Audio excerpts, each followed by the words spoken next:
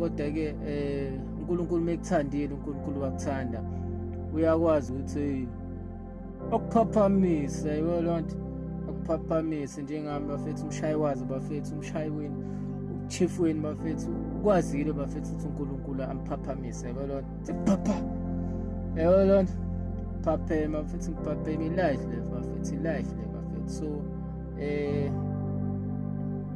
ayisengihambile kakhulu bafethu, sengihambile labantu laba balokhu nje abafethu, mangamanga ngibahambile bafethu. Ngicela ngizwe kahle, ngicela ngizwe kahle,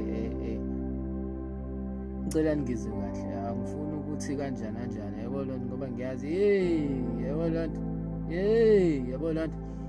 So kukhona abaney'nhliziyo ezinhle, kukhona abaney'nhliziyo ezimbi, yabo loo nto. So manje bobheka na ukuthi lento akuneze yona iyasipana yini, yabo loo nto, ihambisana nenhliziyo enjani lento akuneze yona, yabo loo nto. Uma uhambile, yabo mina sengibahambile bangineze yonke lento le, ngiyigqoke ngiy'fake lezi zinto, uphinde ngihlupheke kunjalo, yabo loo nto, ngiy'fakile lezi zinto uthi hawu mameshane,